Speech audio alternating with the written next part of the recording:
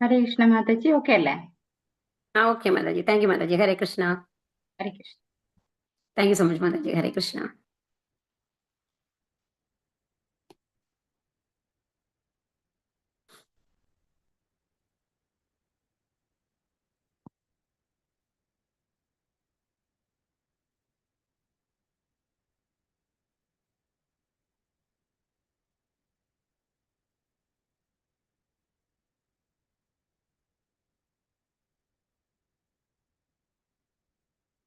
ഹരേ കൃഷ്ണ. ആരെങ്കിലും ജപിക്കാം കേട്ടോ. ഈ ഡോക്യുമെന്റ് ഷെയർ ചെയ്യുന്നവരയ്ക്കും.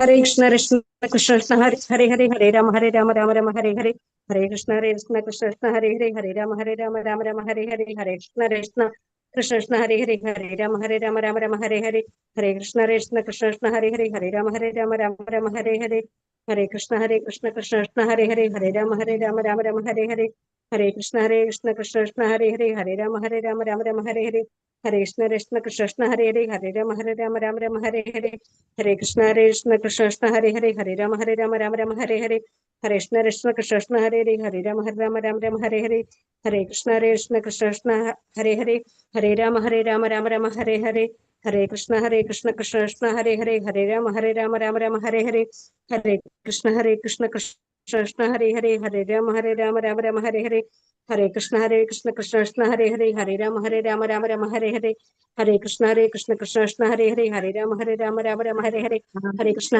കൃഷ്ണ കൃഷ്ണ ഹരേ ഹരേ രാമ ഹരേ ഹരേ ഹരേ കൃഷ്ണ. ഓം അജ്ഞാനതിമിരാന്ധസ്യ ജ്ഞാനാഞ്ജനശലാകയാ ചക്ഷുരുന്മീലിതം യേന തസ്മൈ ശ്രീഗുരവേ നമഃ. ശ്രീചൈതന്യമനോഭീഷ്ടം സ്ഥാപിതം മേന ഭൂതലേ സ്വയം രൂപകഥാമഖ്യം ദദാന്തി സ്വപദാന്തികം വന്ദേഹം ശ്രീഗുരോ ശ്രീയുതാപത്കമലം ശ്രീഗുരും വൈഷ്ണവാംശ്ച ശ്രീരൂപം സാഗ്രജാതം സഗണരഘുനാഥാന്യതം താം സജീവം സാ അദ്വൈതം സാവധൂതം പരിജനസഹിതം ശ്രീകൃഷ്ണചൈതന്യദേവം ശ്രീരാധാ കൃഷ്ണപാദാൻ സഗണലളിത ശ്രീവിശാഖാന്യതം ഹേ കൃഷ്ണ കരുണാ സിന്ധോ ദീനബന്ധോ ജഗത്പതി ഗോപേശ ഗോപികാ കാന്ത രാധാ കാന്ത നമോസ്തുതേ തപ്ത കാഞ്ചന ഗൗരാംഗീ രാധേ വൃന്ദാവനേശ്വരി വൃഷഭാനുസുതേ ദേവി പ്രണമാമി ഹരിപ്രിയേ വാഞ്ചാകൽപതരൂപ്യശ്ച കൃപാ സിന്ധുഭ്യേവ ച പതിതാനാം പാവനേഭ്യോ വൈഷ്ണവേഭ്യോ നമോ നമഃ. നമോ ഓം വിഷ്ണുപാദായ കൃഷ്ണപ്രേഷ്ഠായ ഭൂതലേ ശ്രീമതേ ഭക്തിവേദാന്ത സ്വാമി ഇതി നാമിനി നമസ്തേ സാരസ്വതേ ദേവേ ഗൗരവാണി പ്രചാരിണേ നിർവിശേഷ ശൂന്യവാദി പാശാതിരിശതാരിണി നാരായണം നമസ്കൃഭ്യാം നരം ചൈവ നരോത്തമം ദേവീം സരസ്വതീം വ്യാസം തതോ ജയമുദീരയത് നഷ്ടപ്രായേഷു ഭദ്രേഷു നിത്യം ഭാഗവത സേവയാ ഭഗവതീർ ഉത്തമ ശ്ലോകേ ഭക്തിർഭവതി നൈഷ്ഠികി. നമോ ഓം വിഷ്ണുപാദായ കൃഷ്ണപ്രേഷ്ഠായ ഭൂതലേ ശ്രീമതേ ജയപതാക സ്വാമിൻ ഇതി നാമിനി നമാചാര്യപാദായ നിതായ കൃപപ്രദായിനേ ഗൗരഗദാദാമതായ നഗരഗ്രാമതാരിണേ. ജയോ ശ്രീകൃഷ്ണ ചൈതന്യ പ്രഭോ നിത്യാനന്ദ ശ്രീ അദ്വൈത ഗദാധര ശ്രീവാസാദി ഗൗരഭക്തവൃന്ദ. ഹരേ കൃഷ്ണ കൃഷ്ണ കൃഷ്ണ ഹരേ ഹരേ ഹരേ രാമ രാമ രാമ ഹരേ ഹരേ. ഹരേ കൃഷ്ണ. ഹരേ കൃഷ്ണ ഹരേ കൃഷ്ണ. രാധാഗോവിന്ദ് ടെമ്പിളിന്റെ കീഴിലുള്ള ഭാഗവത പഠനത്തിലേക്ക് എല്ലാവർക്കും സ്വാഗതം. അപ്പൊ നമ്മള് ഹരേ കൃഷ്ണ 34-ാമത്തെ മാതാജി. ഹരേ കൃഷ്ണ. ഹരേ കൃഷ്ണ. പ്രണാം. ഈ നമ്മൾ എന്താ പറഞ്ഞുകൊണ്ടിരുന്നത്? ഒരു ശ്ലോകം നമ്മൾ വായിച്ചു കഴിഞ്ഞു അല്ലെ? എന്താ പറഞ്ഞത്? ഭഗവാൻ നമ്മള് ഒരു മുളകൾ, അതായത് ഉണങ്ങിയ മുളകളാണെന്നുണ്ടെങ്കിൽ കാറ്റിൽ വന്നു കഴിഞ്ഞിട്ട് അത് ഒരസുമ്പോ തീ പിടിച്ചു കഴിഞ്ഞിട്ട് എല്ലാം നശിച്ചു പോകും അല്ലെ? അതുപോലെ തന്നെയാണ് ഭഗവാൻ ഏത് കാര്യങ്ങളും നേരിട്ട് ഇടപെടില്ല എന്നുള്ളതാണ്. അപ്പൊ നമ്മുടെ പാപികളായിട്ടുള്ള ആൾക്കാരുടെ ഇത് സംഖ്യ ഈ ലോകത്തിൽ കൂടുമ്പോ ഭഗവാൻ അവതരിക്കുന്നു. അത് അവതരിച്ചു കഴിഞ്ഞിട്ട് എന്താ ചെയ്യുക? ഭഗവാൻ നേരിട്ട് അവരോടൊന്നും യുദ്ധം ചെയ്ത് നശിപ്പിക്കല്ല. ഭഗവാൻ ഒന്ന് ആലോചിച്ചാൽ മതിയല്ലേ അവരെ നശിപ്പിക്കാനായിട്ട്. പക്ഷെ ഭഗവാൻ ഒരിക്കലും നേരിട്ട് ഇടപെടാറില്ല. എന്ത് ചെയ്യുന്ന പറഞ്ഞത്?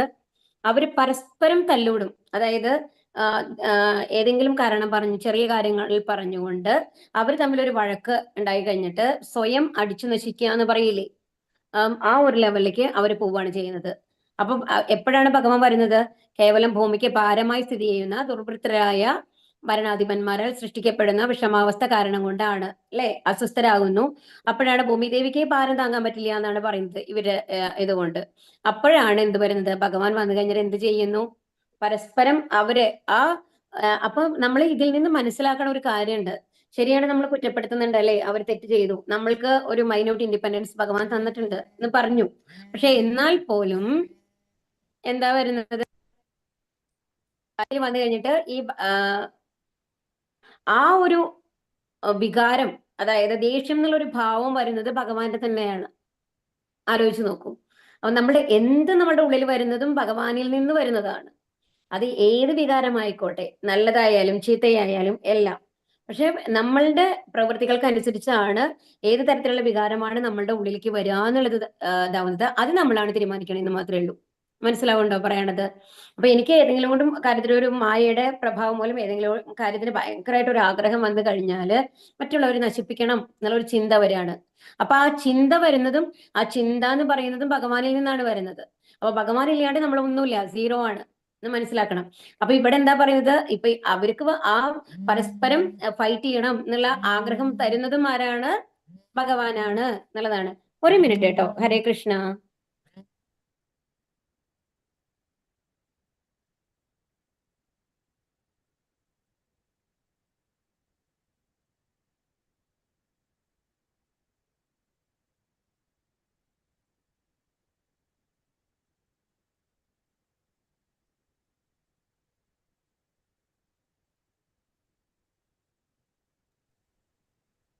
ഹരേ കൃഷ്ണ. അപ്പോ എന്താണ്, അപ്പോ അതിന് ഉദാഹരണമായിട്ടാണ് നമ്മൾക്ക് ഇവിടെ തന്നത് എന്തെന്ന്, മായയും. അതായത് ഇപ്പൊ നമ്മള് എന്തുകൊണ്ടാണ് ഇത്തരം വികാരങ്ങൾ നമ്മൾക്ക് വരുന്നത്?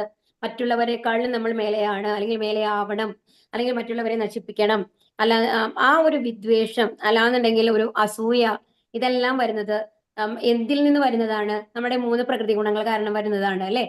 അപ്പൊ ആ 3 പ്രകൃതി ഗുണങ്ങളും ആരുടെയാണ്? മായാശക്തിയുടെയാണ്. ദുർഗാദേവിയാണ് അതിന്റെ അതിപയായിട്ട് പറയുക. അപ്പൊ അതുകൊണ്ടാണ് നമ്മള് ഈ ലോകത്തിൽ വന്നിട്ട് ശിവപാർവതിയാണ് നമ്മള് ഭൗതിക ലോകത്തിന്റെ അച്ഛൻ അമ്മ എന്നുള്ള ലെവലില് നമ്മൾ കാണുന്നത് ശിവപാർവതിയാണ് അല്ലെ? അപ്പൊ ആ പാർവതി ദേവി അല്ലെങ്കിൽ ദുർഗാദേവി എന്നുള്ള ലെവലിലാണ് എന്ത് വരുന്നത്? ഈ ഭൗതിക ലോകത്തിന്റെ എല്ലാം നിയന്ത്രിക്കുന്നത് അവര് എന്നുള്ള പോലെയാണ് വരുന്നത്. ദുർഗാദേവിയാണ് വരുന്നത്. അതിനെയാണ് മഹാമായ എന്ന് പറയുന്നത് നമ്മള്. അപ്പൊ ആ മഹാമായ എന്ന് പറയുന്നത് ഭഗവാന്റെ സൃഷ്ടിയാണ്. അപ്പൊ നമ്മൾ പറയും മഹാമായ ഇത്രയും ചീത്തയല്ലേ? അങ്ങനെയല്ല. മഹാമായ എന്ന് പറയുന്നത് ചീത്തയല്ല. മഹാമായ എന്താ ചെയ്യുന്നത്? ഭഗവാൻ എന്താണ് പറയുന്നത് അതാണ് മായ ചെയ്യുന്നത്. അപ്പൊ നമ്മള് ഒരു തെറ്റ് ചെയ്തിട്ട് ഒരു ജയിലിലേക്ക് ഒരാൾ പോയി എന്ന് വിചാരിക്കൂ. അപ്പൊ ആ ജയിലിലേക്ക് പോയ ഒരാള് എങ്ങനെയാണ് രക്ഷപ്പെടുക? നല്ല നടപ്പ്. അവർ അത്രയും നന്നായിട്ട് അതിന്റെ ഉള്ളിൽ ഇരിക്കുകയാണെന്നുണ്ടെങ്കിൽ, ഒരു 15 കൊല്ലം ശിക്ഷ ലഭിച്ച ഒരാളാണെങ്കിൽ കൂടി, ഒരാളെ കൊലപാതകം ചെയ്തിട്ട് പോയ ഒരാളാണെങ്കിൽ കൂടി, അയാൾ വേറെ ഒരു തെറ്റും ചെയ്യുന്നില്ല, ഏതോ സാഹചര്യങ്ങളുടെ സമ്മർദ്ദം മൂലമാണ് ആ തെറ്റ് ചെയ്തത് ഉണ്ടെന്നുണ്ടെങ്കിൽ അവർക്ക് ഇളവ് കൊടുക്കാറുണ്ട് അല്ലെ? ഒരു ചിലപ്പോൾ 5 കൊല്ലോ 6 കൊല്ലോ ഒക്കെ കഴിയുമ്പോൾ അവരെ വിട്ടയക്കാറുണ്ട്. അങ്ങനത്തെ ഒരു നടക്കുന്നുണ്ട്. അപ്പൊ അതുപോലെയാണ്. അപ്പം എങ്ങനെയാണ് തീരുമാനിക്കുന്നത്? അവരെ നിരന്തരമായിട്ട് ഒബ്സർവ് ചെയ്തുകൊണ്ടിരിക്കുകയാണ് അല്ലെ? അവരെ ഓരോ പ്രവൃത്തികൾ, അവർ തെറ്റ് ചെയ്യുന്നുണ്ടോ, അവരെ ഉള്ളിൽ മറ്റുള്ളവരോട് ദേഷ്യപ്പെടാനുള്ള പ്രവണതയുണ്ടോ, ഇതൊക്കെ റെഗുലർ ആയിട്ട് മോണിറ്റർ ചെയ്ത് കഴിഞ്ഞിട്ട് ഇതൊന്നുമില്ല, അയാൾ അത്രയും നല്ലൊരു മനുഷ്യനായി മാറി എന്നുള്ള ഉറപ്പ് വരുമ്പോഴാണ് അവർക്കൊരു പുറത്തു പോകാനുള്ള ഒരു ഇത് വരുന്നത്.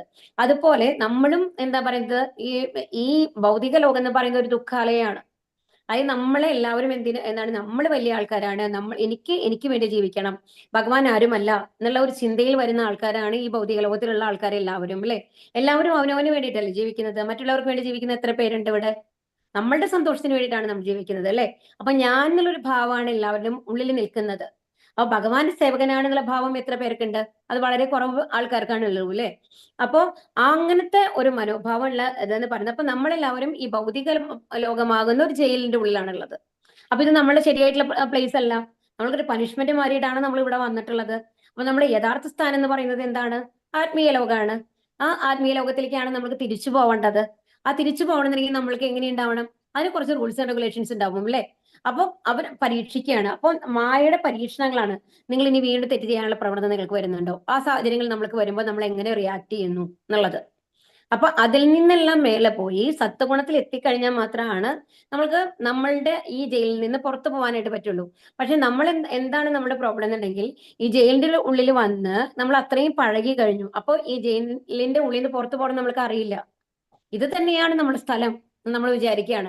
അറ്റ്ലീസ്റ്റ് നമ്മളുടെ ഈ ഭൗതിക ലോകത്തിൽ ജയിലാണെന്നുണ്ടെങ്കിൽ അതിന്റെ 4 ചുമരുകൾ നമുക്ക് കാണാൻ പറ്റും. ഇതിന്റെ പുറത്തൊരു വേറെ ലോകം ഉണ്ടെന്നുള്ള ബോധം നമ്മൾക്ക് ഉണ്ടാവും അല്ലെ? നമ്മൾ ജയിലിന്റെ ഉള്ളിൽ. പക്ഷെ ഇത്രയും വിശാലമായ ഈ ലോകത്ത് എല്ലാവരും ഈ എന്താണ്, ജയിൽ പുള്ളികളാണ്. അപ്പൊ നമ്മൾക്ക് അറിയുന്നില്ല, നമ്മൾ കാണുന്ന എല്ലാവരും ജയിൽ പുള്ളികളാണെന്നുണ്ടെങ്കിൽ ഇതാണ് നമ്മുടെ വാസസ്ഥലം എന്ന് നമ്മൾ അങ്ങനെ വിചാരിച്ചു. അപ്പൊ അതിൽ നിന്നും മേലെ പോകുന്നുണ്ടെന്നുണ്ടെങ്കിൽ ഇനി വേറൊരു ലോകം നമ്മൾക്ക് പോകാനായിട്ട് ഉണ്ടെന്ന് അറിയണമെന്നുണ്ടെങ്കിൽ എന്ത് വേണം? നമ്മൾക്ക് ഈ ഭഗവത്ഗീത, ഭാഗവതം മാതിരിയുള്ള ഈ ഗ്രന്ഥങ്ങൾ വായിക്കുമ്പോഴാണ് ഇതല്ല നമ്മുടെ സ്ഥലം, നമുക്ക് ഭഗവാന്റെ അടുത്താണ് പോകേണ്ടത്, അത് അത്രയും സുഖസമൃദ്ധമായിട്ടുള്ള ഒരു ലോകം നമ്മളെ കാത്തിരിക്കുന്നുണ്ട് എന്ന് നമ്മൾക്ക് മനസ്സിലാവുണ്ടോ? അപ്പൊ അതുകൊണ്ടാണ് ഇവിടെ പറയുന്നത് ദൈവികേഷ ഗുണമയി മമമായ ദുരത്യയ. ഭഗവാന്റെ ശക്തിയാണ് മായ. അപ്പൊ മായ നമ്മൾ എന്താ ചെയ്യുന്നത്? ഏറ്റവും നല്ലതായിട്ട് ഇനി ഒരിക്കലും ഒരു തെറ്റ് ചെയ്യണം എന്നുള്ള ഒരു ചിന്ത വരാത്ത വിധം നമ്മളുടെ ഉള്ളിൽ നിന്ന് ആ അഴുക്കുകളൊക്കെ മാറണം. അപ്പൊ മാത്രമാണ് നമ്മൾക്ക് എവിടേക്ക് പോകാൻ പറ്റുള്ളൂ? ഭഗവാന്റെ അടുത്തേക്ക് പോകാൻ പറ്റുള്ളൂ, അല്ലെ? അപ്പൊ അതിനുള്ള ശ്രമങ്ങളാണ് മായ ചെയ്യുന്നത്. നമ്മളെ ഓരോ തവണയും പരീക്ഷിക്കുകയാണ്. ഇങ്ങനത്തെ ഒരു സാഹചര്യം വന്നാൽ നമ്മൾ എങ്ങനെ റിയാക്ട് ചെയ്യും? അപ്പൊ ഭഗവാന്റെ ആജ്ഞയ്ക്കനുസരിച്ചാണ് മായയും പ്രവർത്തിക്കുന്നത് എന്ന് മനസ്സിലാക്കണം. അപ്പൊ അതാണ് പറയുന്നത്, മായാശക്തി എന്റെ ശക്തിയാണ്. ആകയാൽ ആശ്രിതരായ ജീവാത്മാക്കൾക്ക് ഭൗതിക ഗുണങ്ങളുടെ ശക്തിയായ ഉല്ലംഘിക്കുവാൻ സാധ്യമല്ല. നമ്മൾ ഇതിന്റെ ട്രാപ്പിൽ പെട്ട് കിടക്കുകയാണ്. നമ്മൾക്ക് അറിയില്ല ഇനി ഭഗവാന്റെ അടുത്തേക്ക് പോകണം എന്നുള്ളത്. അപ്പൊ ആ ഒരു ചിന്തയും നമ്മുടെ ഉള്ളിൽ വരണമെന്നുണ്ടെങ്കിൽ എന്ത് വേണം? ഭഗവാന്റെ അനുഗ്രഹം വേണം. കാരണം ഈ മായയെ നമ്മളിൽ നിന്ന് മാറ്റി നിർത്താനായിട്ട് ആർക്കാ സാധിക്കുള്ളൂ? ഭഗവാനാണ് സാധിക്കുള്ളൂ. കാരണം ഭഗവാന്റെ സൃഷ്ടിയാണ് മായ എന്ന് പറയുന്നത്. മനസ്സിലാവുണ്ടോ പറയണത്? ഹരേ കൃഷ്ണ.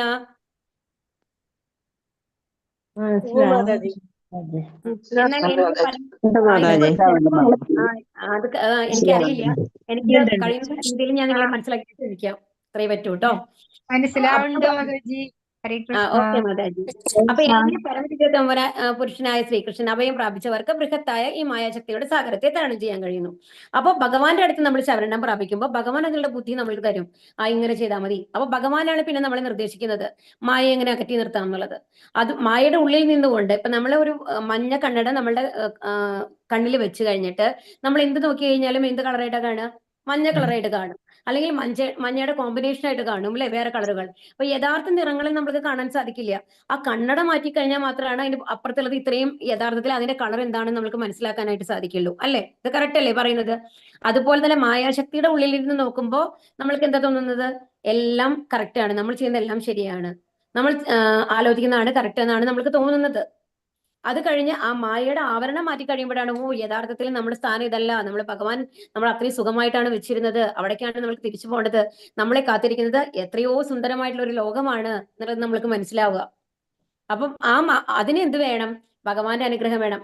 അത് നമ്മൾക്ക് ഒരു മഞ്ഞക്കണ്ണാട നമ്മുടെ കൈ കൊണ്ട് നമ്മൾക്ക് എടുത്ത് മാറ്റാനായിട്ട് സാധിക്കും. പക്ഷെ ഈ മായാശക്തിയുടെ ആവരണം മാറ്റണമെങ്കിൽ ആർക്കേ പറ്റുള്ളൂ? ഭഗവാന് മാത്രമേ പറ്റുള്ളൂ. അപ്പൊ ഭഗവാന്റെ പ്രീതി നമ്മൾ സമ്പാദിക്കണം. ഫലോദിഷ്ടമായ കർമ്മങ്ങളാലോ അനുമാനപരമായ സിദ്ധാന്തങ്ങളാലോ ആശയ സംഹിതകളാലോ ലോകത്ത് സമാധാനവും സമൃദ്ധിയും കൈവരുത്തുവാൻ ആർക്കും കഴിയില്ലെന്ന് ഇത് അർത്ഥമാക്കുന്നു. പരമപുരുഷ ഭഗവാനിൽ അഭയം പ്രാപിക്കുകയും അവരുടെ മായാശക്തിയുടെ വ്യാമോഹത്തിൽ നിന്നും സ്വതന്ത്രമായി തീരുകയുമാണ് ഏകമാർഗം. നിർഭാഗ്യവശാൽ വിനാശകരമായ പ്രവർത്തനങ്ങളിൽ വ്യാപൃതരായവർക്ക് പരമദിവ്യോത്തമ പുരുഷനെ ശരണം പ്രാപിക്കുവാൻ കഴിയുന്നില്ല. അവരെല്ലാം ഒന്നാം തരം വ്യക്തികളാകുന്നു. അവർ മാനവവർഗത്തിലെ ഏറ്റവും മാതമകരാകുന്നു.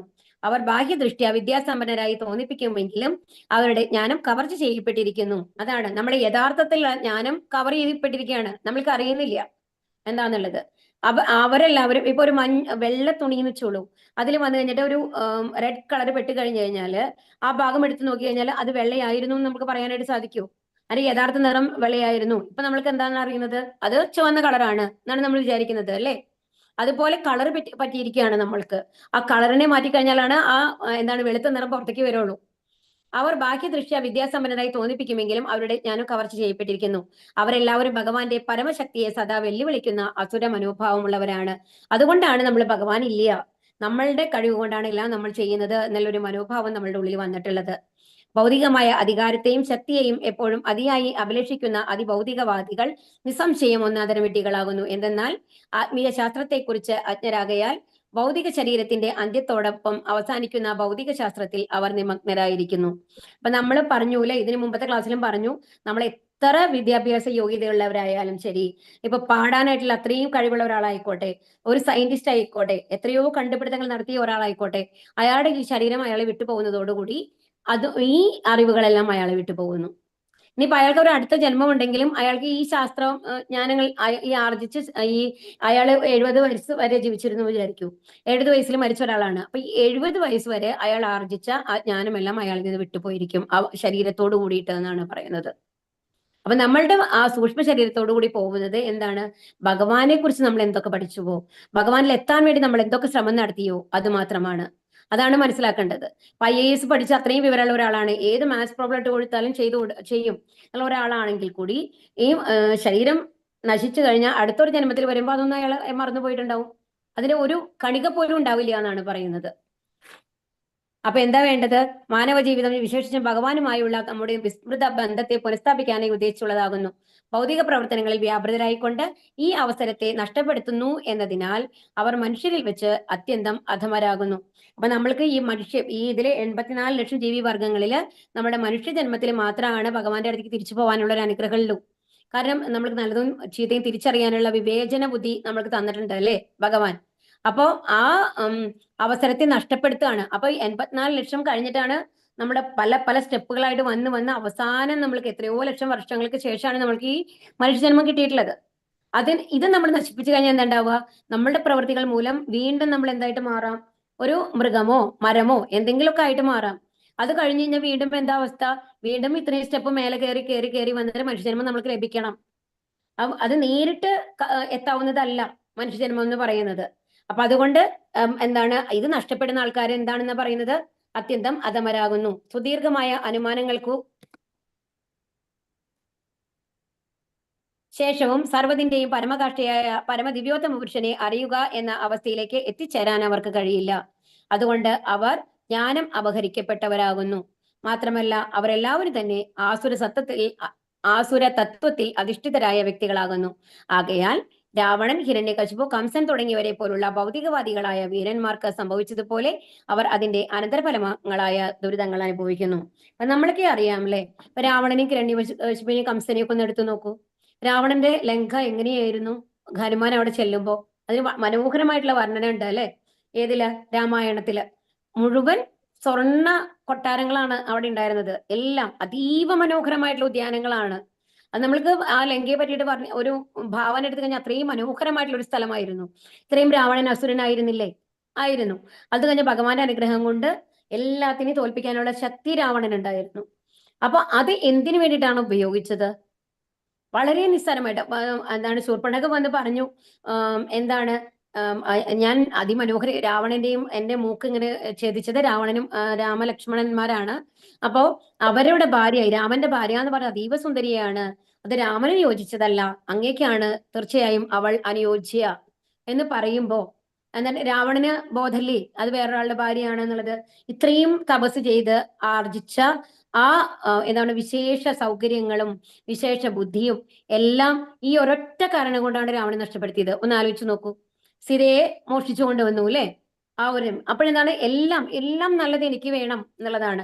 അത് ശരിയോ തെറ്റോ എന്ന് ആലോചിക്കാനുള്ള വിവേചന ബുദ്ധി രാവണൻ അവിടെ കാണിച്ചില്ല അല്ലെ? അപ്പൊ അതുകൊണ്ടാണ് രാവണൻ നശിച്ചത്. ഇനി ഹിരണ്യകശിപുവിന്റെ കാര്യം നമ്മൾക്ക് അറിയാം. അപ്പൊ ഹിരണ്യകശിപു എന്താണ് പറഞ്ഞത്? എല്ലാവരും എന്തുകൊണ്ടാണ് ഹിരണ്യകശിപുവിന് കൃഷ്ണനോട് ദേഷ്യം ഉണ്ടായിരുന്നത്? ഹിരണ്യാക്ഷനെ വധിച്ചത് വിഷ്ണു അവതാരത്തിൽ വന്നിട്ടാണ് അല്ലെ? അപ്പൊ ഹിരണ്യാക്ഷനെ വധിച്ചത് ഭഗവാനാണ് വരാഹരൂപത്തിൽ വന്നിട്ട്. അപ്പൊ അതിന്റെ ദേഷ്യമാണ് ഹിരണ്യകശിപുവിന് ഉണ്ടായിരുന്നത്. അതുകൊണ്ട് എല്ലാ ആൾക്കാരോടും എന്താ പറഞ്ഞത്? ഹിരണ്യകശിപു എങ്ങനെയാണ് തപസ് ശക്തി നേടിയത്? ബ്രഹ്മാവിനെ തപസ് ചെയ്തു.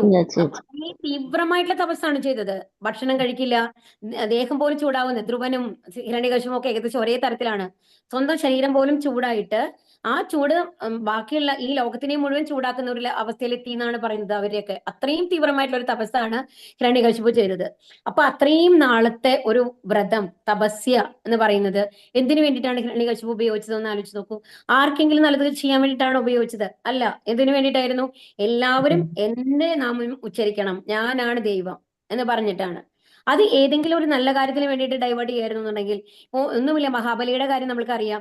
മഹാബലിയാണ് ഇനി അടുത്ത ആരായിട്ട് വരാൻ പോകുന്നത്? ഇന്ദ്രനായിട്ട് വരാൻ പോകുന്നത് അല്ലെ? അപ്പൊ യഥാർത്ഥത്തിൽ നല്ല കർമ്മങ്ങൾ ചെയ്ത ആൾക്കാർക്ക് അവര് അർഹിക്കുന്നതിനേക്കാൾ വലിയ കാര്യങ്ങളാണ്. ഇപ്പം മറ്റേത് 3 ലോകത്തിന്റെ അധിപതി എന്ന് പറഞ്ഞിട്ട് ഒരു ഇതായിട്ട് ഇരിക്കുന്ന ആള് ഇന്ദ്രലോകം ലഭിക്കുക, ഇന്ദ്രന്റെ പദവി ലഭിക്കുക എന്ന് പറഞ്ഞാൽ ഒന്ന് ആലോചിച്ച് നോക്കൂ. അത്രയും ഒരു പദവിയാണ് ഭഗവാൻ കൊടുക്കുന്നത്. അപ്പൊ നമ്മളിൽ നിന്ന് എന്ത് ഭഗവാൻ എടുത്തു കഴിഞ്ഞാലും ശുദ്ധഭക്തനാണെങ്കിൽ അതിനേക്കാളും വലിയൊരു പദവിയാണ് ഭഗവാൻ ഇപ്പോഴും കൊടുത്തിട്ടുള്ളത്. നിങ്ങൾ ശാസ്ത്രങ്ങൾ നോക്കിക്കോളൂ. അപ്പൊ നമ്മൾക്ക് എന്തെങ്കിലും നമ്മളുടെ ജീവിതത്തിൽ നിസ്സാരമായിട്ടുള്ള ഏതെങ്കിലും കാര്യങ്ങൾ നഷ്ടം ഉണ്ടാവുമ്പോൾ ഭഗവാൻ ഇല്ല, ഞാൻ ഭഗവാനെ വിളിക്കുന്നില്ല എന്ന് വിചാരിക്കുന്നത് അത്രയും മണ്ടത്തരാണ്. കാരണം ഭഗവാൻ നമ്മളിൽ നിന്ന് എന്തെങ്കിലും എടുത്തിട്ടുണ്ടെങ്കിൽ അതിനൊരു കാരണം ഉണ്ടായിരിക്കും. അതിനേക്കാളും ഇരട്ടി തരാനാണ് ഭഗവാൻ ഇപ്പോഴും എടുക്കുള്ളൂ എന്ന് മനസ്സിലാക്കുക. അല്ലെങ്കിൽ അത്രയും അധപ്പതിച്ച ആൾക്കാരായിരിക്കണം, ഭഗവാനെ നിന്ദിക്കുന്ന ആൾക്കാരായിരിക്കണം. ഭക്തിയോടുകൂടി ഭഗവാനെ ഭജിക്കുന്ന ഒരാളിൽ നിന്നും ഭഗവാൻ ഒന്നും എടുക്കില്ല എന്ന് മനസ്സിലാക്കുക. ഭൗതികവാദികളായ വീരന്മാർക്ക് സംഭവിച്ചതുപോലെ അതിന്റെ അനന്തരപരങ്ങളായ ദുരിതങ്ങൾ അനുഭവിക്കുന്നു. ഹരേ കൃഷ്ണ. ശ്ലോകം 35. ഓം നമോ ഭഗവതേ വാസുദേവായ, ഓം നമോ ഭഗവതേ വാസുദേവായ, ഓം നമോ ഭഗവതേ വാസുദേവായ. സയേഷ നര ലോകേസ്മിൻ. ചൊല്ലിക്കൊള്ളൂ കേട്ടോ. ഓം നമോ ഭഗവതേ വാസുദേവായ. ലോകേസ്മിൻ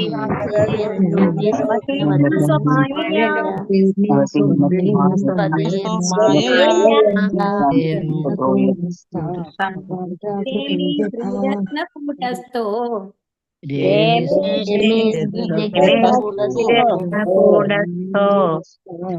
ഭഗവാൻ പ്രാപ്തോ യഥാ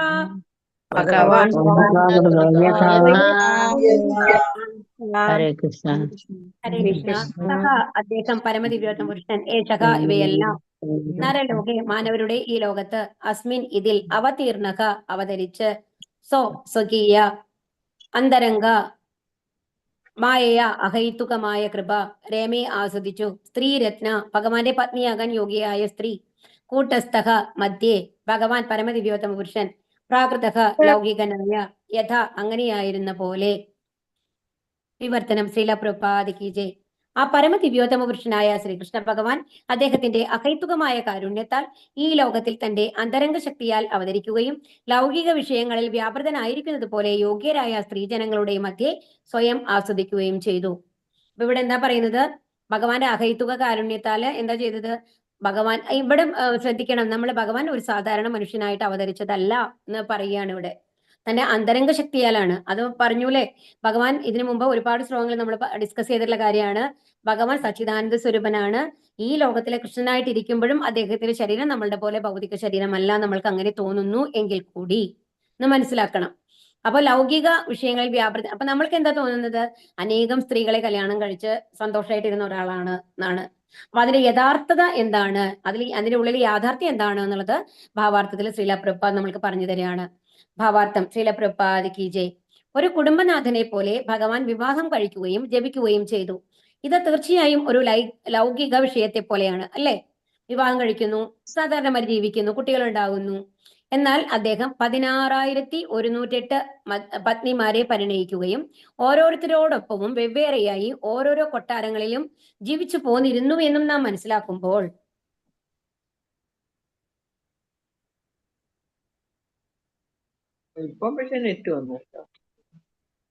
നിശ്ചയമായും അത് ലൗകികമല്ല. ആകയാൽ അദ്ദേഹത്തിന്റെ യോഗ്യരായ പത്നിമാരോടൊപ്പം ഭഗവാൻ ഗൃഹസ്ഥനായി ജീവിച്ചത് ഒരിക്കലും ലൗകികമല്ല. നമ്മൾ എന്താ മനസ്സിലാക്കുക? സാധാരണ കണ്ടുകഴിഞ്ഞ എന്താ രുക്മിണി ഭാര്യ ഉണ്ടായി, സത്യഭാമ ഭാര്യ ഉണ്ടായി, എന്താ സാധാരണ മനുഷ്യനും അങ്ങനെ തന്നെയല്ലേ? 3-4 ഭാര്യമാരുള്ള എത്ര ആൾക്കാരുണ്ട്? അതിനേക്കാൾ എന്താ ഭഗവാൻ എല്ലാ രാജാക്കന്മാർക്ക് നോക്കി കഴിഞ്ഞാൽ ഒരുപാട് പത്നിമാരുണ്ടായിരുന്നു, അല്ലെ? നമ്മൾക്ക് ഈ അക്ബർ അങ്ങനത്തെ കുറെ എത്രയോ മുഗൾ രാജാക്കന്മാരെയൊക്കെ നമ്മൾ കേട്ടിട്ടുണ്ട്. അവർക്കൊക്കെ ഒരുപാട് ഭാര്യമാര് ഉണ്ടായിരുന്നു. അവരിൽ നിന്നും എന്താണ് ഭഗവാന് വ്യത്യാസമുള്ളത്? എന്താണ് വ്യത്യാസം? നമ്മൾക്കറിയാം 16,108 ഭാര്യമാരാണ്. എങ്ങനെയാണത് വന്നതെന്ന് നിങ്ങൾക്ക് അറിയാലോ, അല്ലെ? 8 ഭാര്യമാരാണ് ഭഗവാനുള്ളത്. ആരൊക്കെയാ? രുക്മിണി, സത്യഭാമ, ജാമ്പവതി, സത്യാലക്ഷ്മണ, മിത്രവിന്ദ, നഗ്നചിതി. ഇങ്ങനെ 8 ഭാര്യമാരാണ് ഉള്ളത്. ഒരുമാതിരി എല്ലാവരും പേരുമായില്ലേ? അപ്പൊ ഇത്രയും ഭാര്യമാരാണ് ആർക്കുണ്ടായിരുന്നത്? ഭഗവാൻ ആദ്യം 8 ഭാര്യമാര് കല്യാണം കഴിച്ചത്. അതിനുശേഷം ഈ 16,000 ഭാര്യമാര് എവിടുന്നാ വന്നത്? നരകാസുരൻ അല്ലേ? അപ്പൊ നരകാസുരൻ ഈ 16,000 എന്താണ് രാജപുത്രിമാരെ എന്ത് ചെയ്തിരുന്നു?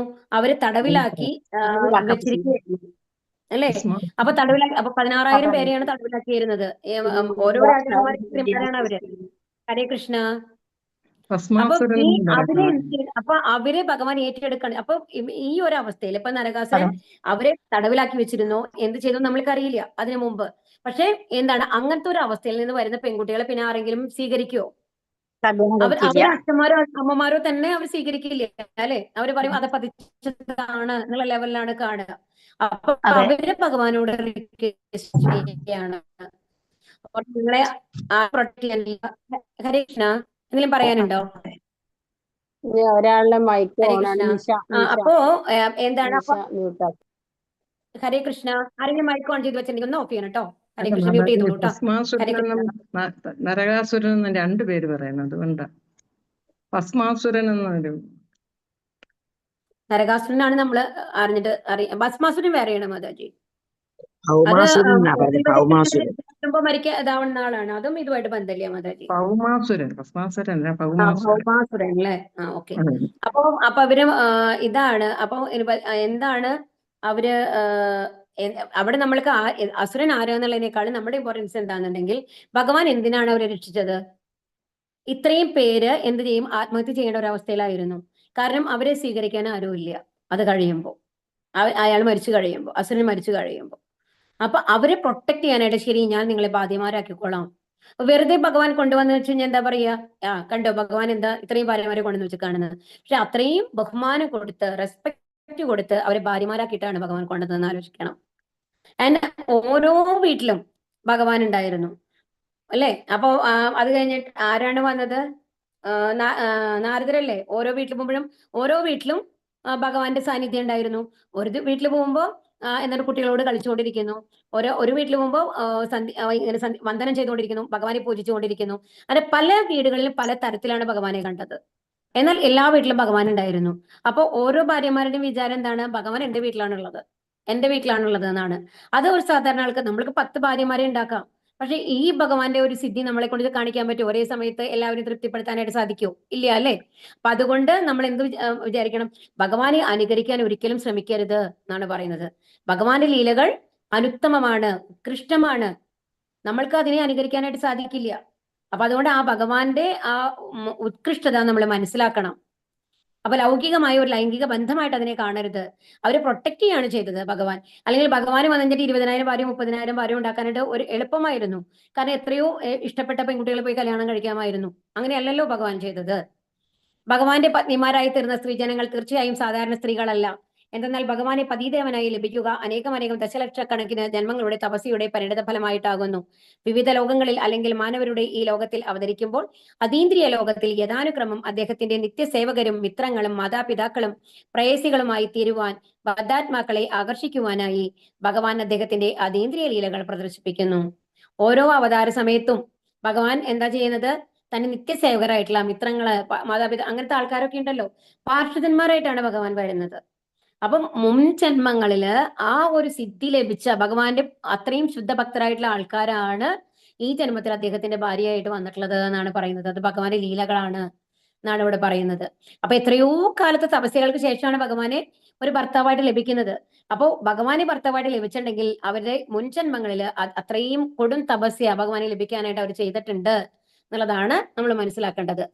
വിവിധ ലോകങ്ങളിൽ അല്ലെങ്കിൽ മാനവരുടെ ഈ ലോകത്തിൽ അവതരിക്കുമ്പോൾ അതീന്ദ്രിയ ലോകത്തിൽ യഥാനുക്രമം അദ്ദേഹത്തിന്റെ നിത്യസേവകരും മിത്രങ്ങളും മാതാപിതാക്കളും പ്രേയസികളുമായി തീരുവാൻ ബദ്ധാത്മാക്കളെ ആകർഷിക്കാനായി ഭഗവാൻ അദ്ദേഹത്തിന്റെ അതീന്ദ്രിയ ലീലകൾ പ്രദർശിപ്പിക്കുന്നു.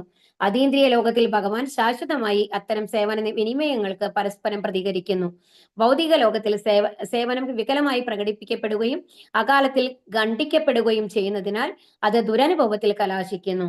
എന്നാൽ നമ്മളുടെ അവസ്ഥ ഒന്ന് ആലോചിച്ച് നോക്കൂ. 5 6 ഭാര്യമാരൊക്കെ നമ്മൾ ഇഷ്ടത്തിന് ഉണ്ടാക്കി വെച്ച് കഴിഞ്ഞാല് അവരെ എല്ലാം നിലനിർത്താനായിട്ട് പലപ്പോഴും സാധിക്കാറില്ല. അവർ തമ്മിൽ അടിയായിരിക്കും, ഭാര്യമാര് തമ്മിൽ അല്ലെ? അങ്ങനത്തെ അവസ്ഥകളിൽ ഇതൊക്കെ എന്തിലാ അവസാനിപ്പിക്കുന്നത്? ദുരനുഭവത്തിൽ കലാശിക്കുന്നു എന്നുള്ളതാണ്. ഭൗതിക പ്രകൃതിയാൽ ബദ്ധരായ വ്യാമോഹിതനായ ജീവാത്മാവിന് ഈ ഭൗതിക ലോകത്തിലെ നമ്മളുടെ എല്ലാ ബന്ധങ്ങളും അസ്ഥിരവും വിഷമസമ്പൂർണവുമാണെന്ന് അജ്ഞത മൂലം മനസ്സിലാക്കാനായിട്ട് സാധിക്കുന്നില്ല. നമ്മളുടെ അജ്ഞത കൊണ്ട് നമ്മൾ എന്ത് വിചാരിക്കുന്നു? എല്ലാം എന്റേതാണ്, എനിക്ക് പണമുണ്ട്, ഞാൻ എന്ത് വേണമെങ്കിലും ചെയ്യാം എന്നുള്ള ഒരു അവസ്ഥയിൽ നമ്മൾ നിൽക്കുകയാണ്. എല്ലാം എന്റേതാണ്, ഇത് നശിച്ചു പോകുന്നതാണ്, അടുത്ത നിമിഷം നമ്മൾക്ക് എന്താണ് സംഭവിക്കാൻ പോകുന്നത് എന്നുള്ളത് നമ്മളുടെ കൺട്രോളിൽ അല്ല എന്നുള്ളത് പോലും പലരും ആലോചിക്കാറില്ല. അത്തരം ബന്ധങ്ങൾക്ക് നമ്മെ ചിരസ്ഥായിയായി സന്തോഷവാനായി ഇരിക്കുവാൻ സഹായിക്കാൻ കഴിയുകയില്ല. എന്നാൽ അതേ ബന്ധം ഭഗവാനുമായി സ്ഥാപിക്കപ്പെടുമ്പോൾ ഈ ഭൗതിക ശരീരം ഉപേക്ഷിച്ച ശേഷം നമുക്ക് അതീന്ദ്രിയ ലോകത്തിൽ സ്ഥാനാന്തര പ്രാപ്തി ലഭിക്കുകയും ഏത് സ്ത്രീകൾക്ക് നാം ആഗ്രഹിക്കുന്ന ഭാവത്തിൽ ഭഗവാനുമായി ശാശ്വത ബന്ധം സ്ഥാപിച്ചെടുക്കുവാൻ സാധിക്കുകയും ചെയ്യുന്നു. അപ്പൊ ഇപ്പൊ നമ്മൾ ആലോചിക്കും, അയ്യോ ഞാനിപ്പോ എത്ര നന്നായിട്ടിരിക്കണം, അത്ര വലിയ ദുഃഖം, ഇടയ്ക്കൊക്കെ ദുഃഖങ്ങൾ ഉണ്ടാവും, എന്നാലും വലിയ കുഴപ്പമൊന്നും ഇല്ലാണ്ടാണ് ജീവിച്ചു പോകുന്നത്. അപ്പൊ എന്തിനാ ഞാൻ ആത്മീയ ലോകത്തേക്ക് പോകുന്നത്? നമുക്ക് ആലോചിക്കാം അല്ലേ? ഇവിടെ എനിക്ക് വലിയ കുഴപ്പമൊന്നുമില്ലാണ് ഞാൻ ജീവിച്ചു പോകേണ്ട, ഇനി ഒരു ജന്മം കിട്ടിയാലും കുഴപ്പമില്ല എന്ന് വിചാരിക്കുന്ന നിറയെ ആൾക്കാരുണ്ട്. അതപ്പോ നമ്മൾക്ക് ആലോചിക്കാം. പക്ഷേ നമ്മളുടെ പ്രവൃത്തികൾ എന്തായിരുന്നു, നമ്മുടെ കർമ്മഫലങ്ങൾ എന്താണ്, അടുത്ത ജന്മം നമ്മൾക്ക് എന്താണ് തരാൻ പോകുന്നത് എന്നുള്ളതിന് നമ്മൾക്ക് എന്തെങ്കിലും ഗ്യാരണ്ടി ഉണ്ടോ? ഈ ജന്മത്തിൽ കറക്റ്റ്, അടുത്ത ജന്മം എന്താണ് നമ്മളുടെ എന്നുള്ളത് നമ്മുടെ കുറെ പൂർവ്വകർമ്മങ്ങളുടെ, ഇപ്പൊ ധൃതരാഷ്ട്രയെ പറഞ്ഞു 50 ജന്മങ്ങൾക്ക് ശേഷമാണ് ധൃതരാഷ്ട്രർക്ക് ആ പനിഷ്മെന്റ് ലഭിച്ചത്, 100 പുത്രന്മാരെ ലഭിച്ചിട്ട് അല്ലെ? സ്വന്തം പുത്രന്മാര് മരിക്കുന്നതായിട്ട് കാണണം. അതിന് മുമ്പത്തെ ജന്മം നല്ലതായിരുന്നു ധൃതരാഷ്ട്രരെ. ഈ ഒരു ജന്മത്തിൽ എന്തൊക്കെ അനുഭവിച്ചു? കണ്ണ് കാണാതെ ഒരു രാജാവായിട്ടിരുന്ന് ആ ഒരു ഏറ്റവും മൂത്ത പുത്രനായിട്ട് ജനിച്ചിട്ടും ഒരു രാജാവായിരിക്കാൻ സാധിക്കാതിരിക്കുക ദുഃഖമുള്ള കാര്യമാണ് അല്ലെ? കണ്ണില്ലാത്തത് കൊണ്ട്. കണ്ണില്ലാത്തതെന്ന് പറയുന്നത് ധൃതരാഷ്ട്ര തെറ്റായിട്ട് ഈ ജന്മത്തിലെ തെറ്റായിട്ട് നമുക്ക് പറയാൻ സാധിക്കുമോ? ഇല്ല. 100 പുത്രന്മാരുണ്ടായി, ആ 100 പുത്രന്മാര് മരിക്കുന്നത് കാണുക, അതെന്ന് പറയുമ്പോ എത്ര കൊടുമയാണെന്ന് ആലോചിച്ച് നോക്കൂ. അപ്പൊ അതാണ് പറയുന്നത്, നമ്മൾക്ക് ഒരു ഗ്യാരണ്ടി ഇല്ല അടുത്ത ജന്മത്തിൽ നമ്മളുടെ എത്രയോ ജന്മങ്ങളുടെ ഫലങ്ങളാണ് നമ്മൾ അനുഭവിക്കുന്നത് അല്ലെ? അതുകൊണ്ട് പക്ഷെ അതിന് പകരം ഭക്തിയുടെ സേവനങ്ങൾ ചെയ്തുകൊണ്ട് ഭഗവാന്റെ അടുത്ത് എത്തിക്കഴിഞ്ഞാൽ എന്താ ചെയ്യുന്നത്?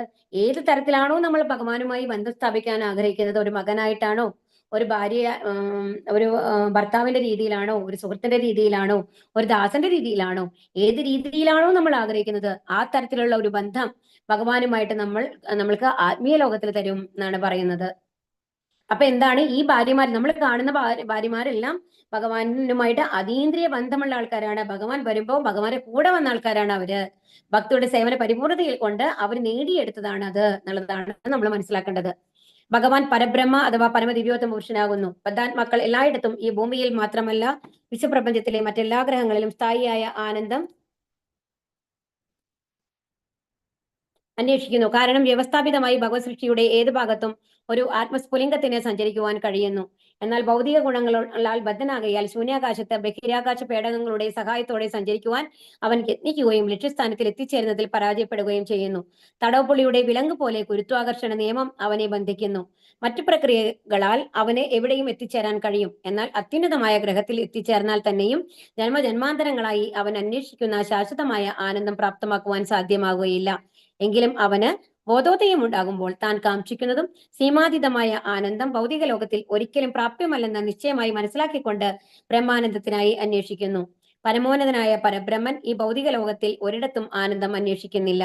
അദ്ദേഹത്തിന്റെ ആനന്ദത്തിന് ഹേതുവായ പരിച്ഛദങ്ങളെയും ഭൗതിക ലോകത്തിൽ കണ്ടെത്തുവാൻ സാധ്യമല്ല. അദ്ദേഹം നിർവ്യക്തികനല്ല. അസംഖ്യം ജീവസത്തകളുടെ മധ്യേ അവരുടെ അധിപനും പരമസത്യയുമാകയാൽ അദ്ദേഹത്തിന് നിർവ്യക്തികനാവുക സാധ്യമല്ല. അദ്ദേഹം തികച്ചും നമ്മെ പോലെയാണ്. ഒരു വ്യക്തിഗത ജീവസത്തയുടെ പ്രവണതകളും പൂർണ്ണതോതിൽ അദ്ദേഹത്തിനുണ്ട്. നമ്മെ പോലെ തന്നെ അദ്ദേഹവും വിവാഹം കഴിക്കുന്നു. എന്നാൽ അദ്ദേഹത്തിന്റെ വിവാഹം ലൗകികമോ അല്ലെങ്കിൽ നമ്മുടെ ബദ്ധാവസ്ഥയിലുള്ള അനുഭവപ്രകാരം പരിമിതമോ അല്ല. ആകയാൽ അദ്ദേഹത്തിന്റെ പത്നിമാർ ലൗകിക സ്ത്രീജനങ്ങളെ പോലെ കാണുന്നു എങ്കിലും യഥാർത്ഥത്തിൽ അവരെല്ലാം തന്നെ അന്തരംഗ ശക്തിയുടെ ഉത്തമ ആവിഷ്കാരങ്ങളായ അതീന്ദ്രിയ മുക്താത്മാക്കളാകുന്നു. അപ്പൊ നിത്യമുക്താക്കളായിട്ടുള്ള മുക്താക്കൾ എന്ന് പറയുന്നത് ആത്മീയ ലോകത്തിലുള്ള ആൾക്കാരാണ്. ആത്മീയ ലോകത്തില് ഭഗവാന്റെ സന്തത സഞ്ചാരികളായിട്ടുള്ള ആൾക്കാരാണ് ഇവിടെ വന്നിട്ട് ഭഗവാന്റെ ഭാര്യ പദവികൾ സ്വീകരിച്ചിരുന്നത്. അത് ലക്ഷ്മി ദേവിയുടെ വിവിധ രൂപങ്ങളാണ് എന്നാണ് പറയുന്നത്. അപ്പൊ നമ്മൾ ഒരിക്കലും ഭഗവാനെ നമ്മളുടെ മാതിരി കാണരുത്, നമ്മുടെ ഭൗതിക ഒന്നായിട്ട് കാണരുത്. ഒരു ഭഗവാന്റെ എല്ലാ ലീലകളും അതീന്ദ്രിയങ്ങളാണ്. അതെന്ന് പറയുന്നത് ഒരു ലൈംഗിക തൃപ്തി എന്ന് പറയുന്നത് ബാഹ്യമായിട്ടുള്ള ഒന്നല്ല.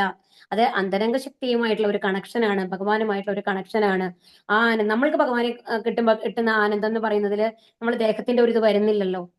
ഭഗവാനെ കണ്ട് നമുക്ക് സന്തോഷം തോന്നുന്നുണ്ട് അല്ലെ? ഒരു അമ്പലത്തിൽ പോയിട്ട് അല്ലെങ്കിൽ ഒരു സമാധാനം ലഭിക്കുന്നുണ്ട്. അതിൽ നമ്മുടെ ദേഹവുമായിട്ട് അതിൽ എന്തെങ്കിലും ബന്ധം വരുന്നുണ്ടോ? ഇല്ല. അതുപോലെ തന്നെയാണ് ഈ ഓരോ ഭാര്യമാരുമായിട്ടുള്ള ബന്ധം അതീന്ദ്രിയമാണ്. അത് നമ്മൾ മനസ്സിലാക്കണം. അങ്ങനെ ഭഗവാനെ അനുകരിക്കുകയല്ല വേണ്ടത്. എന്താ ചെയ്യേണ്ടത്? ഭഗവാനെ ഫോളോ ചെയ്യുകയാണ് നമ്മൾ വേണ്ടത്. എന്താ ചെയ്യേണ്ടത്? ഭഗവാൻ എന്ത് പറയുന്നുവോ അത് അനുസരിക്കുകയാണ് നമ്മൾ വേണ്ടത്. അതാണ് ഈ ശ്ലോകം നമ്മൾക്ക് പറഞ്ഞു തരുന്നത് കേട്ടോ. ഹരേ കൃഷ്ണ.